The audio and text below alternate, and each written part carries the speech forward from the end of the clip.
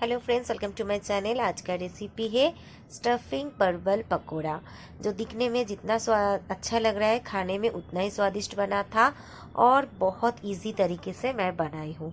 तो चलिए बिना स्किप किए पूरा वीडियो को देखिए। आशा करती हूँ सभी को अच्छा लगेगा। इसके लिए 3 परवल ले ली हूँ और एक कप ले ली थी, उसका हाफ कप मैं मेज़र करके मसूर दाल और हाफ कप चावल ली थी, जिसे अच्छे से धो के 2-3 घंटा भिगा के रखी थी। उसके बाद परवल का कट कर लूँगी, छिलका निकाल के उसका आधा आधा पीस करके कट करके रखती हूँ। परवल का छिलका और उसके साथ ये जो अंदर का बीज है उसे हम स्पून के मदद से निकाल लेंगे। इस रेसिपी में एक बात अच्छा है कि कुछ भी चीज़ वेस्ट नहीं होता है। तो चलिए देखिए, इस परवल के साथ बीजा को भी मैं निकाल ली हूँ। बहुत सावधानी से निकालिए क्योंकि स्पून बहुत ही सर्फ होता है और थोड़ा सा लगने से परवल भी कट हो जाएगा तो अच्छा नहीं होगा। तो अच्छे से परवल का जो बीज है उसे निकाल लीजिए। तो परवल का बीज और परवल का छिलका धो लेंगे। परवल पहले से ही धुला हुआ है। उसके साथ 2 मिर्ची ले ली थी, आप मिर्ची को ज़्यादा कम कर सकते हैं। और उसके साथ दे दूँगी 3 स्पून, एकदम जो मसाला में छोटा स्पून होता है वो स्पून से 3 स्पून मस्टर्ड सीड या सरसों दाना या पोस्तो, और 3 स्पून पोस्तो या पॉपी सीड्स। आप अगर ये मसाला दाने से कर रहे हैं तो मेज़रमेंट यही रखिए। अगर आप टीस्पून से ले रहे हैं, टीस्पून बड़ा होता है इसलिए 1-1 स्पून दीजिए, क्योंकि इसमें ज़्यादा मसाला का ज़रूरत नहीं है। थोड़ा सा नमक दे दीजिए और थोड़ा पानी दे के इसे एक फाइन पेस्ट बना के रख दीजिए, क्योंकि सरसों कभी कभी कड़वा होता है, इसलिए नमक देने से कड़वापन चले जाते हैं। 1 से 1.5 स्पून तेल दे दीजिए। गर्म होने के बाद दे दीजिए हाथों से क्रश किया हुआ अजवाइन। उसके बाद दे दीजिए कलौंजी या काला जीरा से थोड़ा सा फ्राई कर लीजिए। उसके बाद जो फाइन पेस्ट हम बना के रखे थे वो दे दीजिए। ये मिक्सी जार में मसाला लगा हुआ है, इसीलिए उसी में थोड़ा सा मैं और कुछ नहीं, मतलब धो के पानी नहीं डालूंगी। दाल और चावल को उसी में पेस्ट करके रख दूंगी।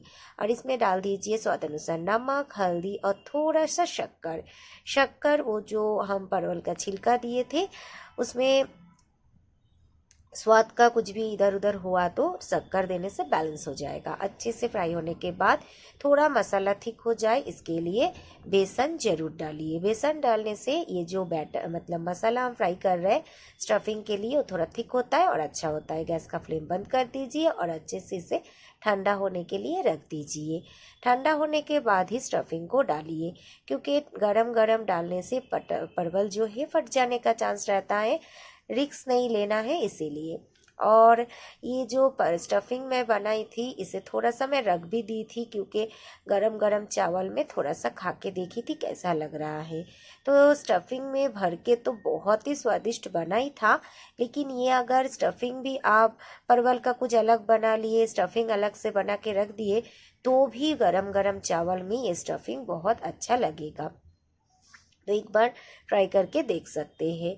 और परवल का तो हर एक चीज़ बहुत पसंद है। तो देखिए एक एक करके स्टफिंग मैं अंदर डाल रही हूँ और उधर चावल और दाल का एक फाइन पेस्ट बना के मैं रख दी हूँ। तो परवल में हर एक परवल में पूर जब कंप्लीट हो जाएगा तभी एक कटोरी ले लीजिए। उसमें दाल और चावल जो मिक्सी जार में पेस्ट करके रखे थे वो डाल दीजिए। दाल और चावल में और कुछ भी मैं ऐड नहीं की थी, सिर्फ दाल और चावल थोड़ा सा पानी दे के डाली थी। मिक्सी जार को क्लीन करके भी ले ली हूँ और दे दी हूँ स्वाद अनुसार नमक, हल्दी और मिर्ची और 2 स्पून बेसन, क्योंकि बैटर में अजवाइन और मंगलेरा ये सब पड़ते ही है बेसिक में, लेकिन ये सभी ना मैं वो स्टफिंग में दे दी हूँ, अजवाइन, काला जीरा। तो इसलिए बैटर में और कुछ एक्स्ट्रा करके नहीं डालेंगे। अच्छे से बैटर को फेंट लीजिए। उसके बाद ये उधर गरम बिठा दी हूँ तेल, क्योंकि वो तेल में मुझे पकोड़ा तलना है, इसलिए पहले ही बिठा दी हूँ रिफाइन ऑयल।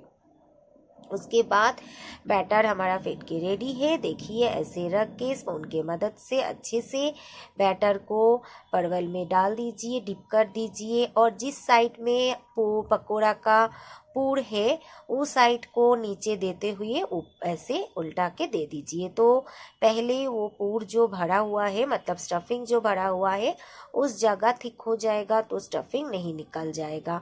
तो ऐसे करते मैं 3 पीस परवल को पहले फ्राई कर ली थी और 3 पीस बाद में इसी तेल में दे दूंगी। तो 3 पीस करके फ्राई की हूँ और ऊपर ऐसे तेल दे देने से जो पकोड़ा में जो ऊपर भी स्टफिंग है वो थिक हो जाएगा, तो कढ़ाई में चिपक नहीं जाएगा। तो ऐसे स्मूथली आप पलट देंगे तो अच्छे से पलट भी जाएगा। तो ऐसे थोड़ा थोड़ा ऊपर तेल दे के पलट पलट के गोल्डन ब्राउन होने तक फ्राई कीजिए। तो ये 3 पीस गोल्डन ब्राउन करके फ्राई करके उठा लेंगे, उसके बाद और 3 पीस फ्राई करेंगे।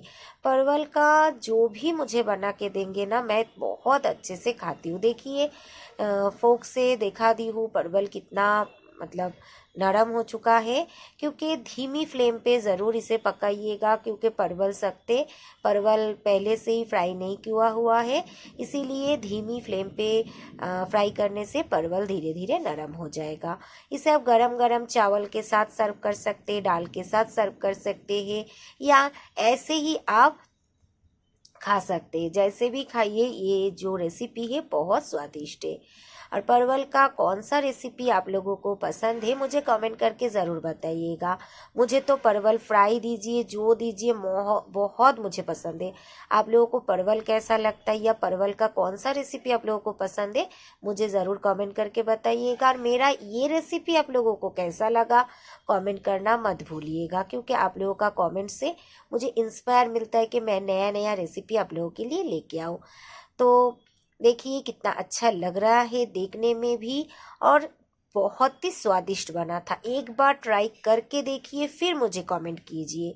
यकीन मानिए आप लोगों को भी बहुत अच्छा लगेगा। मैं कट करके दिखा देती हूँ। देखिए अंदर पूरा स्टफिंग भरा हुआ है और बहुत नरम हुआ था और ऊपर क्रिस्पी था।